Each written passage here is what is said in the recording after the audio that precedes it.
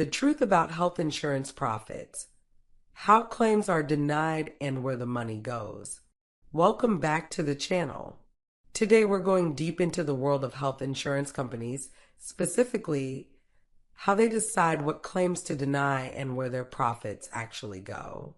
We're uncovering the strategies insurers use to maximize profits, the controversies surrounding claim denials, and how this impacts your wallet and health. How health insurance companies decide what claims to deny. When you submit a claim to your health insurance company, it doesn't automatically get approved. Behind the scenes, insurers use several strategies to decide whether or not to pay out. Utilization review process. Insurance companies review claims to determine whether the treatment was medically necessary, cost-effective, and aligned with their policies. They often rely on standardized guidelines or proprietary algorithms to assess this, which may not always account for individual medical circumstances. Pre-authorization requirements. Some procedures, medications, or tests require pre-approval. If you skip this step or your provider doesn't file the necessary paperwork, your claim might be denied, even if the treatment was necessary. Out-of-network denials.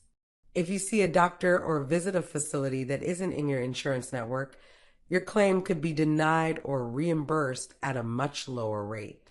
This often surprises patients, especially during emergencies when they don't have time to check network status. Coding errors. Claims can be denied due to administrative errors, like incorrect medical codes or incomplete paperwork. While this isn't necessarily the insurer's fault, it creates a barrier for patients trying to get reimbursed. Low-value care denials. Insurance companies sometimes reject treatments they deem to be low value or experimental. This often applies to newer treatments or therapies not yet widely endorsed by the medical community. Delay tactics. Some companies delay claims processing by requesting additional documentation, knowing that a percentage of patients or providers will give up. Did you know? In 2021, some of the largest U.S. insurers denied approximately 17% of in-network claims filed. These denials often disproportionately affect complex or high-cost treatments, leaving patients to pay out of pocket or forego care altogether. What happens when claims are denied? When your claim is denied, you have a few options. Appeals process.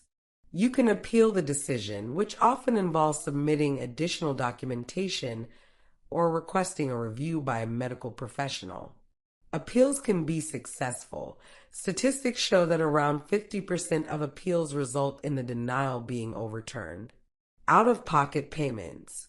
If your appeal fails, you may need to pay for the treatment yourself or negotiate a payment plan with the provider.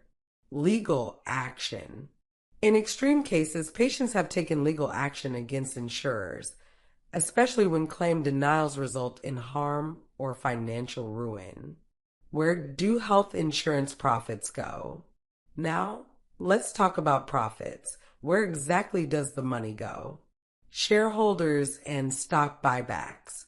A significant portion of profits is distributed to shareholders in the form of dividends.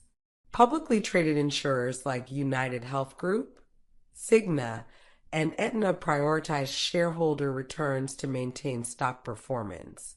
Stock buybacks. Companies often use profits to repurchase their own stock, which drives up share prices and benefits executives who hold stock options. Example, in 2022, United Health Group spent over $5 billion on stock buybacks. Executive compensation. Top executives in the health insurance industry earn massive salaries. In 2022, David Cordani, CEO of Cigna, earned $91 million. Andrew Whitty, CEO of United Health Group, earned over $18 million. These packages often include bonuses tied to metrics like profit margins and shareholder returns. Lobbying and political influence. Health insurers spend millions lobbying Congress and state governments to influence healthcare policy. Example, in 2022, the top 5 insurers spent $160 million lobbying to oppose policies like Medicare for all and to protect their profits. Lobbying also extends to influencing drug prices and reimbursement policies. Mergers and acquisitions. Profits are reinvested into acquiring other companies, expanding their market dominance. For example, CVS Health's acquisition of Aetna in 2018 was worth $70 billion. United Health's Optum division has bought dozens of smaller healthcare companies. Technology and innovation. Some profits are reinvested into technology to streamline operations. This includes AI-driven claims processing, telehealth platforms, digital tools for patients and providers, reserves, and legal defense.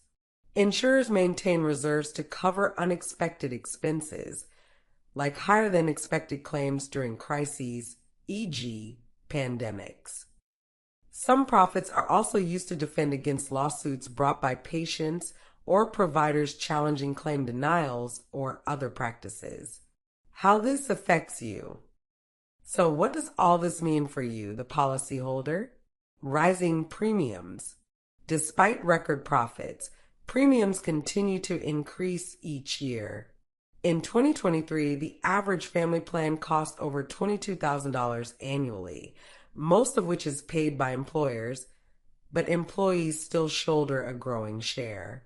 Higher out-of-pocket costs. Deductibles, co-pays, and co-insurance also rise, making it harder for people to afford care even with insurance. Reduced access to care. Claim denials and limited networks mean many patients can't access the care they need without significant out-of-pocket costs. This system creates a paradox where people are paying more for insurance, but often receiving less value in return. What can be done? Fixing this system requires action at multiple levels. Advocating for transparency. Push for laws requiring insurers to disclose how much of your premium goes to care versus profits. Regulating executive pay. Implement caps on executive compensation in the healthcare industry to redirect funds toward patient care. Expanding public options. Support initiatives like public health insurance options that prioritize care over profits. Improving claims processes. Advocate for reforms that make it easier to appeal denied claims and hold insurers accountable for unfair practices. As consumers, we also have power. Shop around for insurance plans, understand your policy, and don't hesitate to fight for your rights when claims are denied. Health insurance companies are big business, but their profits often come at the expense of patients. By understanding how the system works, you can make better choices and advocate for change. If this video opened your eyes, give it a like, share it with someone who might find it helpful, and don't forget to subscribe for more deep dives into the systems that shape our lives. Thanks for watching, and as always, let's keep learning and asking the tough questions together.